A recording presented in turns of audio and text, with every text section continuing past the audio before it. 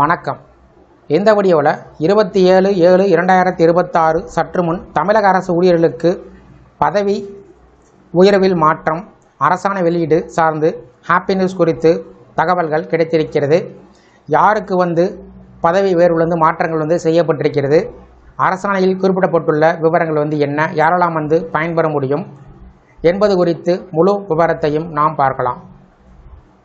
இந்த வீடியோவை தொடர்ந்து பார்க்குறதுக்கு முன்னாடி நம்ம சேனலை இதுவரைக்கும் சப்ஸ்கிரைப் பண்ணாதவங்க சப்ஸ்கிரைப் பண்ணிக்கோங்க. தமிழக அரசு ஊழியர்களுக்கு முக்கியமான மற்றும் வரவேற்கத்தக்க அறிவிப்பு வெளிவந்திருக்கிறது.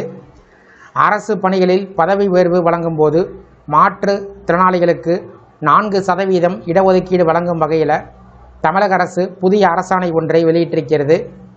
நீண்ட காலமாக மாற்றுத்திறனாளிகள் மற்றும் அவர்களுடைய அமைப்புகள் முன்வைத்த இந்த முக்கிய கோரிக்கைக்கு தற்போது அரசு அதிகாரபூர்வமாக ஒப்புதல் கொடுத்திருப்பது ஆயிரக்கணக்கான அரசு ஊழியர்களுக்கு மிகப்பெரிய நிம்மதியை கொடுத்திருக்கிறது.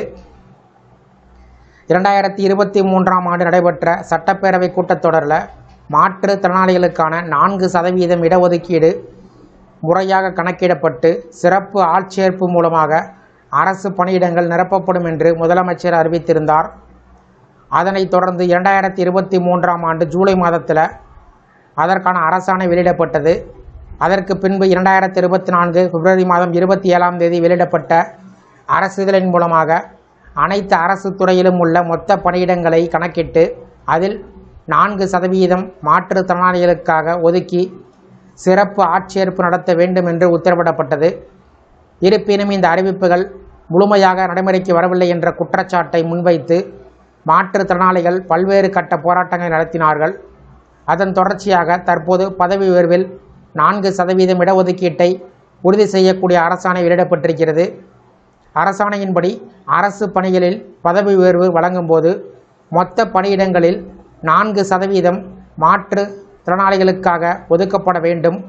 இந்த முடிவு உயர்மட்ட குழுவின் பரிந்துரையினை ஏற்று எடுக்கப்பட்டதாக அரசு தெரிவித்திருக்கிறது. மேலும் 40% அல்லது அதற்கு மேற்பட்ட மாற்றுத்திறன் கொண்டவர்களுக்கு இந்த சலுகை பொருந்தும் என்றும் குறிப்பிடப்பட்டுள்ளது. அதேபோல பார்வையற்றவர்கள் மற்றும் குறைந்த பார்வைத்திறன் கொண்டவர்களுக்கு 1% இடஒதுக்கீடு வழங்கப்படும். செவித்திறன் குறைபாடு உள்ளவர்களுக்கு குறைந்த அளவு ஒளியினை உணரும் திறன் கொண்டவர்கள், அமில வீச்சால் பாதிக்கப்பட்டவர்கள், சக்கர நாற்காலி உதவியுடன் இயங்குபவர்கள், ஆட்டிசம், அறிவுத்திறன் குறைபாடு, கற்றல் குறைபாடு மற்றும் மனநல பாதிப்பு கொண்டவர்களுக்கு மாற்றுத்திறனாளியாக கருதப்பட்டு பதவி உயர்வில் உரிய வாய்ப்பு பெறுபவர்கள்.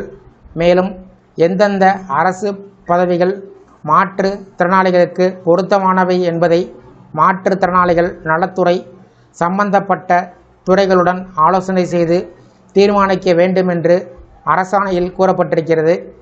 அதே நேரத்தில் ஒரு மாற்றுத்திறனாளி ஊழியர் பதவி உயர்வுக்கான அனைத்து தகுதிகளையும் பெற்று தகுதியானோர் பட்டியலில் இடம்பெற்றிருந்தால் அந்த பதவி மாற்றுத்திறனாளிகளுக்காக தனியாக ஒதுக்கப்படவில்லை என்ற காரணத்தால் அவருக்கு பதவி உயர்வை மறுக்கக்கூடாது என்றும் அரசு தெளிவுபடுத்தியிருக்கிறது.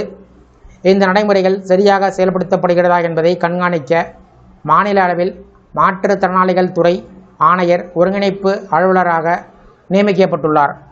மேலும் ஒவ்வொரு அரசு துறையிலும் தலைமை அலுவலர்கள் நோடல் அதிகாரிகளாக செயல்பட்டு இடஒதுக்கீடு மற்றும் பதவி உயர்வு தொடர்பான தகவல்களை முறையாக ஒருங்கிணைப்பு அலுவலருக்கு அனுப்ப வேண்டும் என்று உத்தரவிடப்பட்டிருக்கிறது. இந்த பதவி உயர்வில் கொண்டு வந்துள்ள மாற்றங்கள் மற்றும் அரசாணையில் குறிப்பிட்டுள்ள விவரங்கள் சார்ந்து உங்களுடைய கருத்துக்களை கமெண்ட் செக்ஷனில் கமெண்ட் பண்ணுங்கள். இந்த வீடியோ பிடிச்சிருந்ததுன்னா வீடியோக்கு ஒரு லைக் பண்ணுங்கள். இந்த வீடியோவை உங்களுடைய நண்பர்கள் மற்றும் உறவினர்களுக்கும் ஷேர் பண்ணுங்கள். மற்றும் ஒரு பயனுள்ள வீடியோவில் சந்திப்போம். நன்றி.